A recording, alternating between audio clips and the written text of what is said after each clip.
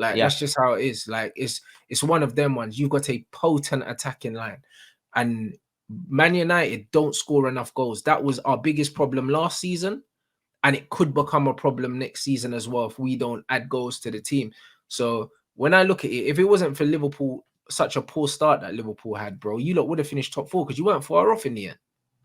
I think it was the Nunes thing. I'm not going to lie to you. I've got into a mindset of, you know, a lot of my fans seem to think I have an agenda, even though there's no real incentive for me to not like Nunes. In fact, every time I post about Nunes, it might happen with you. I mean, your channel's been going. Yeah, it's the Bruno one. I think I got you'll the Bruno know, thing. You got like, the even Nunes thing. if you're having a slow subscriber boost week, where, like, if you're having had a big video and your subscribers aren't going up, you'll notice when you post a video about a certain player, the subscribers will go down by 3 or 4 or maybe something like that. So I only imply this because, you know, someone put into the comments the other day about, oh, we've got these standards, you know, we're privileged is the word that you privileged. We're privileged because we were so lucky to have Torres and Suarez and Fowler and this, that, and the other. We need to give Nunes time. We've just been privileged. Is it a privilege for a baby to suck on the mother's tit? Because that sounds to me like a requirement, very much a fucking requirement. When you look at your girlfriend and she's feeding a baby, you don't say, oh, yeah, babe, well done. No, you say, congratulations, you're fulfilling your obligation. It's about maintaining that sort of level-headed thing of, okay, when we bought Nunes, was he the right here right now? If the answer is no, then that means we neglected the right here right now. And then when we got Gakpo, who's a little bit more established and adherent to our system, that's when you're seeing us improve. So I only raise these points. I raise these points because you saw the significant improvement. Gakpo came in. Now, it weren't Gakpo solely who changed us, but it forced a system change. And I can give you evidence to suggest that Klopp does not have 100% control over transfers. And I have this debate every single day, so I'm happy to have it with anyone.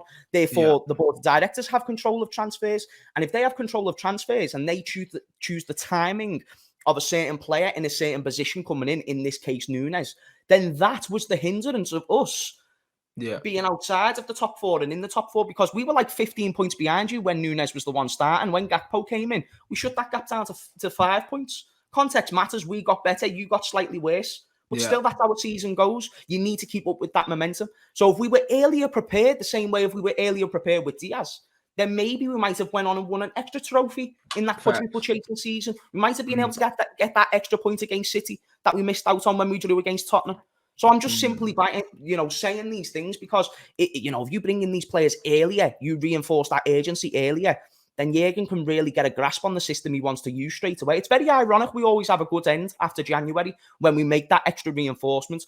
2 seasons ago, it was the centre-back. A season ago, the Champions League, Premier League, all that, when we bought Diaz, that was January. Last season, Gakpo, January. So it's just about being better prepared, I think. And if Nunes isn't the right here right now, the same way, I don't know, Thuram isn't the right here right now, then when are we going to start buying the right here right now?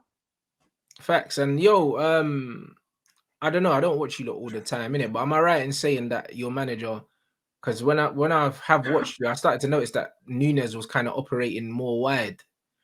Like, yes, that's correct. Exactly. And it took Klopp way too long to work out that was the way to use him. Way too long. Because for me, he hasn't got a good enough touch, to play as a pivot, as a focal point, with his back facing goal. But if he plays facing the goal, he can get in dangerous positions, innit? So playing him out wide is more beneficial to his skill set, and he can still get into the box. Do you know what I'm saying? No, his number one issue weren't even getting into the box for me. When he was starting down the middle, he would get 3 or 4. Do you remember the compilations? There was He was missing. He was missing, and it weren't just chances, Rants. It was bad chances. It was ones that you'd expect a 65 to 75 million pound striker to slot in. So and these were the concerns I had because the composure required for a striker in the Premier League is significantly different to the composure required in La Liga 2 or even the Portuguese league.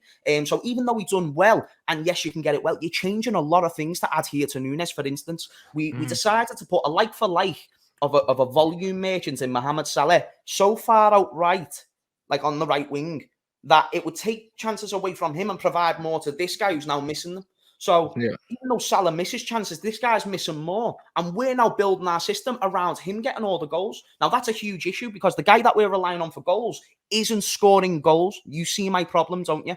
So then when we change that system, you bring Gakpo in, we're not forcing the ball into Nunes as much. What happens? we start to control the ball a little bit more. Better decision making from players like GAKPO. You see more goals for players like Salah. When Diaz comes back in the team, he starts chipping in. Jota was scoring a few goals before the end of the season. And when Nunez went on the left, guess what? He started doing all right as well. And I don't even think it's because of the player and him playing on the left. I think before we didn't have the player to play in the middle because Firmino got injured for a while. Yeah, to glue everything together. Exactly. So that's what GAKPO was for. And it's just, if we just got him here earlier, that would have been a lot more ideal. So yeah, you know what I mean? It's just one of those things. 100%. That's why I thought, like, replacing someone like Bobby, like, who you can play off with someone that runs away from the ball to try and score, it was never going to work, bro. Like, and you saw it even to a certain extent with Haaland and Man City. Pep ended up changing the system. Do you know what I'm saying? At the beginning of the season, it wasn't looking like it was working, and people were saying, "Oh, City are worse with Haaland." What did he do? He changed the whole shape. Do you know what I mean? And that's what you need to do, innit? And Klopp did work it out eventually and change it, but he worked it out too late. Like, Pep made the adjustments a bit earlier, and that was the difference. But when it comes to pure firepower, you man have got firepower in abundance, and bringing in another midfielder, which you needed as well, bro, that massively strengthens you. Obviously, barring an injury, because he's one player, you probably need another midfielder as well. Do you know what I'm saying? But if you get a couple midfielders in and maybe a centre back, you're good to go, bruv. I can't lie, because your attack has goals in it. Whether it looks good or not is neither here nor there. There's goals there, and there's a lot of goals there. This is what I was trying to establish with you before, because I know you cannot predict the future thing for thing, but you can come up with, you know, you can contextualize case studies from recent times to say, okay, my ownership usually does this, and usually if we get a manager like this, then this happens. That's why I asked you in that context. So in my idea, you say, if we get these midfielders and if we get this centre back, then this can happen. And I love that idea, and I agree with that idea. The part where I struggle to align with that idea is that I don't think it's going to happen based on my presumption. And my presumption is based off of recent windows where we haven't gone and improved significantly. It's based on the past couple of... Did I cut off there? Yeah, you're back now. You're back, bro. I'm back. How long was it gone you're for? back. Where was I up No, to? you just said, oh, the last couple of, well, I'm going to say last couple of seasons or something like that.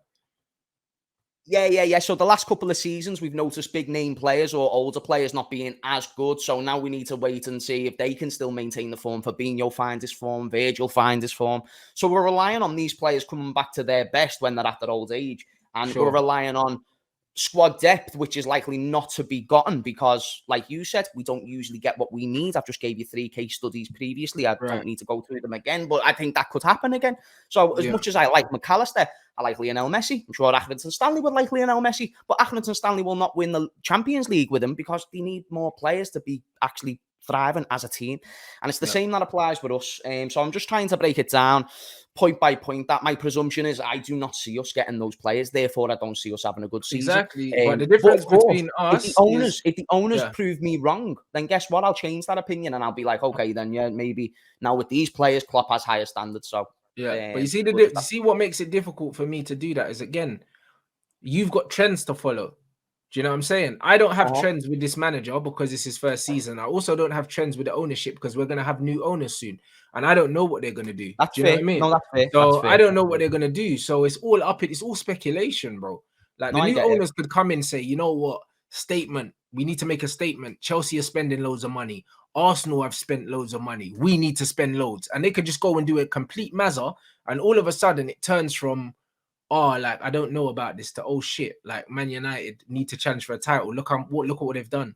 Like, a lot can happen in the next, bro, it's more than 8 weeks, bro. Like, till the window closes. It's crazy. Like, yeah, it's like, is it 8 weeks?